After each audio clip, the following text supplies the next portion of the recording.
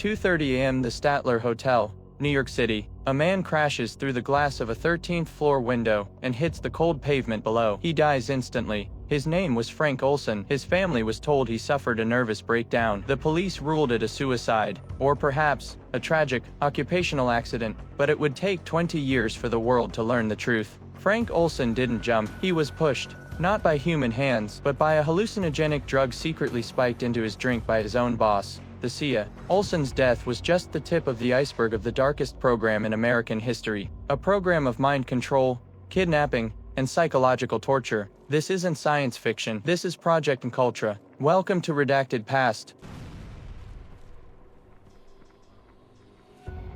To understand this madness, we have to go back to the early 1950s, the height of the Cold War. America was gripped by acute paranoia. Their biggest fear wasn't just Soviet nukes, it was something far quieter. Brainwashing. During the Korean War, American soldiers were returning home changed. They looked like zombies, publicly denouncing their own country. The CIA panicked. They were convinced the communists, the Soviets and the Chinese, had discovered a secret drug to control the human mind, and America was losing the psychological arms race. Enter this man, Allen Dulles, the newly appointed director of the CIA in 1953. His ambition was vast, and his morals were flexible. On April 13, 1953, Dulles approved a top-secret project. The goal was simple yet terrifying: to develop the capability to control human behavior. They gave it the cryptonym MKUltra. MK meant the project was sponsored by the CIA's technical services staff, and Ultra was the highest security classification at the time. But to run a project this insane,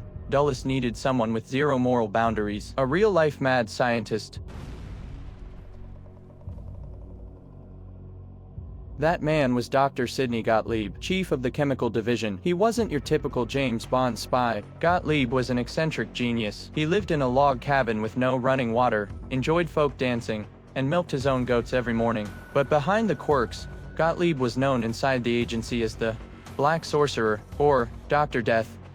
His obsession was poisons and mind-altering drugs. Under MKUltra, he got what every mad scientist dreams of: an unlimited budget and total immunity from the law. Gottlieb was granted the authority to experiment on human subjects, often without their knowledge or consent. His goal was to create a Manchurian candidate, a programmed assassin who could kill on command, and then forget it ever happened. MKUltra wasn't just a small operation in a basement, it was a giant octopus. Gottlieb funded over 80 institutions across America and Canada, top universities, hospitals, and prisons. Many researchers didn't even know they were working for the CIA, they just knew the grant money was flowing.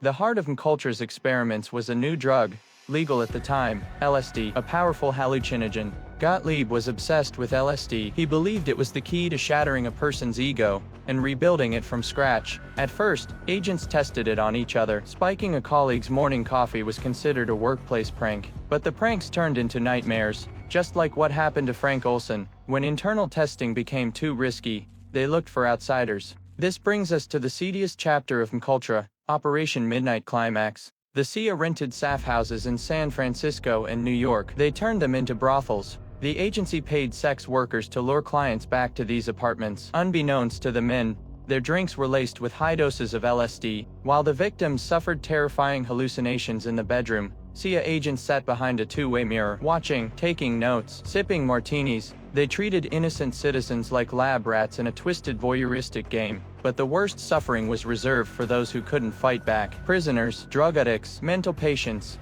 In Montreal, Canada, a CIA-funded doctor named Ewan Cameron conducted the most sadistic experiments of all. He tried to wipe patients' minds clean using electroshock therapy at 40 times the normal power. Once the patients were reduced to a vegetative state, he would strap headphones on them and play repetitive messages for weeks, day and night. He called it psychic driving. The result: patients weren't cured, they were broken. They forgot how to eat, how to speak, and couldn't even recognize their own families.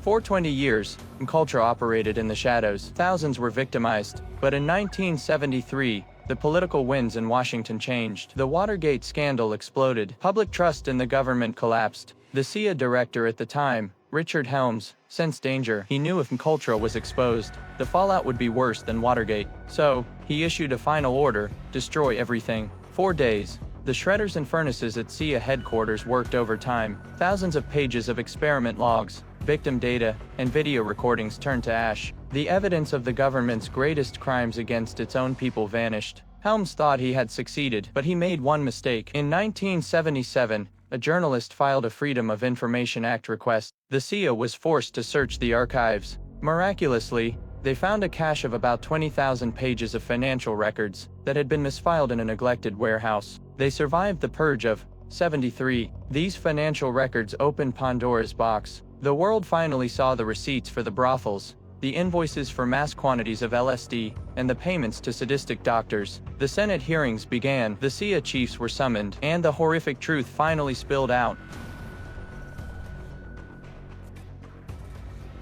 Frank Olson's family eventually received a settlement and an apology decades later, but for thousands of other victims, justice never came. Many spent the rest of their lives in institutions, never knowing what was actually done to them. Officially, Project MKUltra was shut down in 1973. The government swore nothing like it would ever happen again, but a haunting question remains. If they could get away with this for 20 years, did they really stop? Or did the project just change its name, become more sophisticated, and go deeper underground? Some files are burned, some are just redacted. If you enjoyed this dive into the dark archives, please hit the like button and subscribe. Let me know in the comments, what conspiracy should we unearth next? I'll see you in the next file, only on Redacted Past.